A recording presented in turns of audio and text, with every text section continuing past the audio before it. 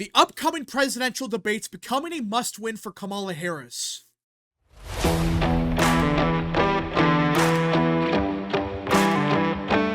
What is up, people of the internet? It is me, Real American, back in with a new video, and today we have to talk about the 2024 presidential election because it's finally here, the second presidential debate. Yeah, that's right. After weeks of speculation if it was going to even happen, would Trump show up, would Harris show up? Despite all those question marks, however, we will have a debate later tonight. And already Democrats are worried about the upcoming debate. Yeah, that's right.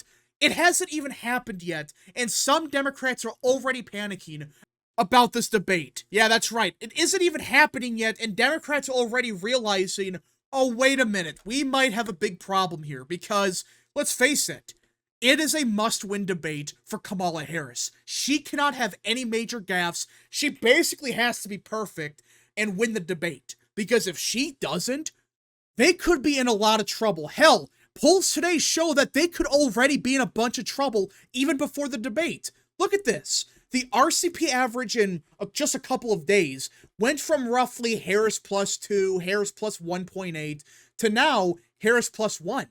And you have polls like the New York Times, Rasmussen, that found Trump leading, while Harvard, Pew Research, they found the race tied. This is right before the debate, and it seems like in recent days, at least in the national polling, Trump is starting to regain some momentum that he quote-unquote lost in the last month or so. And that's a big problem for Harris because, let's face it, this campaign was banking on the idea of, well, if we continue the momentum for 3 straight months, we're going to win the presidency. All right, they kept it going for roughly, 3 to 4 weeks, maybe 5 or 6. But it seems like in recent days, it's starting to trend towards Trump. And even beforehand, a Harris +2 at the national level, that's not enough. It's not enough to win the Electoral College. And even some Democrats were starting to realize that. But now, it's Harris +1. And that's with some very questionable polls from ABC News, from Morning Consult. If it wasn't for that, it would probably be within a point. You see the problem? It's not even the debate yet, and it seems like Trump is starting to regain momentum. And Democrats are realizing, oh, wait a minute. Our poll numbers, they're better than it was with Joe, but it's still not a win.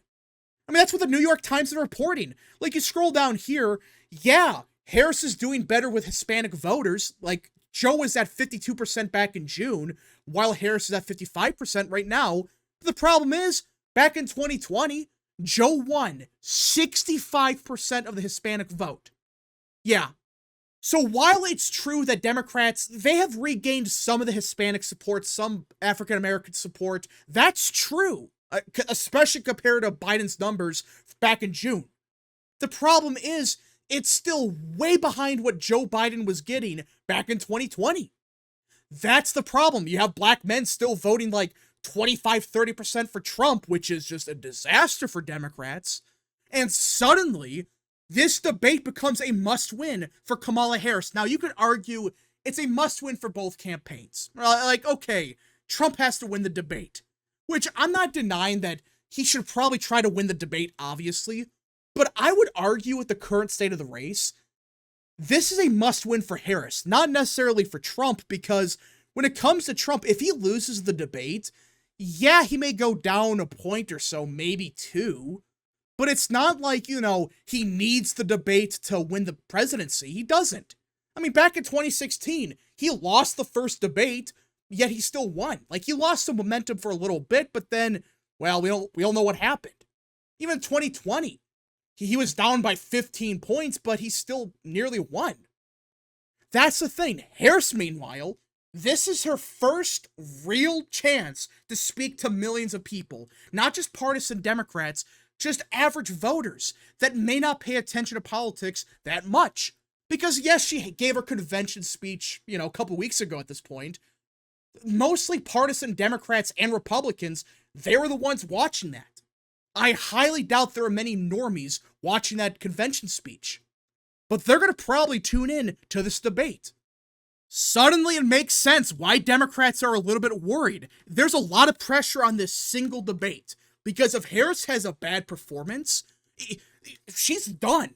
I really believe if she has a bad performance, like she outright loses the debate, I'm not saying she's going to do as bad as Biden did, but let's just say even CNN, NBC, even some of them admit that, yeah, Trump probably won the first debate, or actually the second debate. If that happens, Harris is done. Because her entire campaign was banking on the idea of, we have momentum going into November, and that's it. We have 3 months worth of momentum that's going to carry us to victory.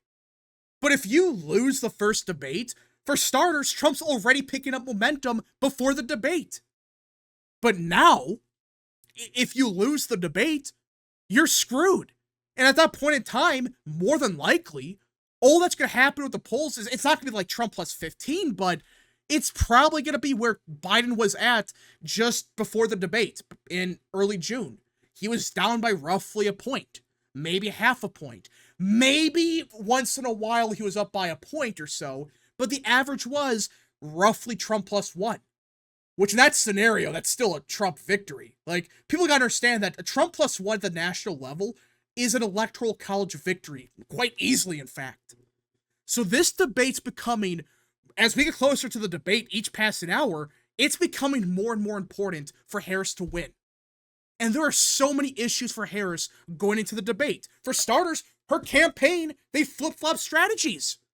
That's not a joke. Not even a week ago, it was reported by Politico that they were in a complete scramble because they were banking on the idea of, well, if we force a rule change at the debate where the mics are unmuted, we will win the debate.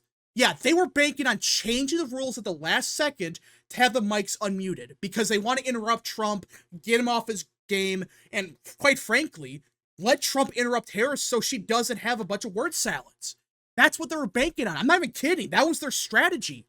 But after ABC News said, no, we will have muted mics, the Harris campaign, they started to panic. They're like, oh crap, we have a big problem here.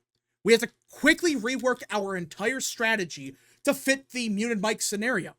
Which is crazy to think that because of one rule change, like muted mics, which was, by the way, the rule that they requested for this debate. But they waited till the very last second to flip-flop on it, and it failed. Thankfully for everyone involved, ABC News said, no, we are going to keep the muted mics as is. We're not going to change the rules at the last second. For whatever reason, they actually gave Trump a big win. Because now, Harris runs a big risk of having a bunch of word salads, which I don't think enough people understand. She has a ton of them. Not just once in a great while she has an awful word salad that makes no sense. Everyone has that. She does it like every other sentence. But now, on top of the fact that mics are muted so Trump can't say anything, on top of that, she has to speak for 2 minutes straight, trying to speak coherently. That's the problem. Now it begins to make sense why the Harris campaign, they wanted the mics unmuted. They wanted Trump to interrupt Harris. They did. Because they know damn well Harris has a big problem with word salads. So if Trump interrupts her every 5 seconds, there you go. We don't have to worry about word salads because Trump's just going to speak every 5 seconds. Therefore, no one will notice that she says something really stupid, which therefore is a win for them. Like that was their entire strategy, which is just sad to think, but the Harris campaign, that's all they got. Because when you look more at this election, it becomes a big problem for Democrats because, well, look at this. People trust Trump on issues that actually matter. They trust Trump on the economy, immigration, foreign policy, hell, even law and order. The only issues that Democrats win on against Trump is, of course, abortion and, like, healthcare. And that's it. Like, that's all they got. That's why this debate's becoming a bigger problem for Harris, but with each passing hour. Because not only do the issues favor Trump dramatically, at this point in time, the rules actually benefit Trump. Because he is forced to shut his mouth every 5 seconds. Because if he's muted, well, he can't say anything. Which I think's a net positive. Let Kamala Harris say something dumb, and let people realize, oh God, this is the vice president? This is the person that could potentially be the next president? Oh, hell no. I may not like Trump, but she is somehow as incompetent as Biden is. There are so many ways this could end in a disaster for Harris, and I'm not saying it's for sure going to end in a disaster where Trump wins easily, it's as bad as the first debate. I'm not saying that. But it's very possible that Harris suffers a massive defeat at this debate, and if she does, it's over. This race is done. This is it for her. If she loses this debate, Trump's a clear favorite. If she wins the debate, okay, it could help her keep momentum for, a couple weeks or so. But there's still a big question about, can she keep up the momentum going into November? It seems like it's already slipping, even if it's only a little bit here and there. It does seem like some of her momentum is starting to fade. Even if it's very slowly, it is fading. We just got to see what happens in the next couple of weeks, but this debate's a must-win for her. And like I said, it's obviously a kind of a must-win for Trump, and that's because Trump has gone through a bunch of debates and everyone knows where he stands on the issues, how he debates, how he acts. People know that. Like, he's been through 15 debates in his career? He's been through a ton of them. Harris, meanwhile, she's been through 3 presidential debates at the primary level, which, by the way, only Democrats watch.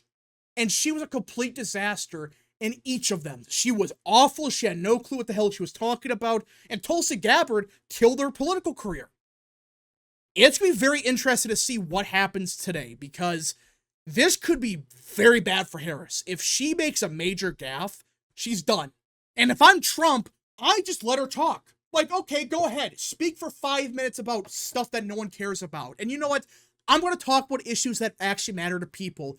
And I think that Trump's going to do that. He's going to talk about issues that actually matter and let Harris screw up, because obviously his mic is muted. And on top of that, I really hope Trump ties Harris to Biden, because if people realize that she's a vice president, yeah, there's some people that I don't think really understand that she's the second in line. We are a heartbeat away from Harris becoming the president. Harris is pretending that she's not involved whatsoever. She's not in the administration. She's just a friend with Joe. That's it. If Trump makes people realize that, oh wait, she's the vice president, she's a heartbeat away from the presidency? You're telling me that she's the border czar? Yeah, we're done. We're done with Harris. We're voting for Trump. If he does that successfully, I don't care what any post-debate poll says about 80% of people think Trump lost the debate or something like that. If Trump successfully ties Harris to Biden, that's a big victory for Trump. It really is, because people are going to realize this is just 4 more years of the same old, the same policies that allowed an open border, a disaster across the world, and a shit economy.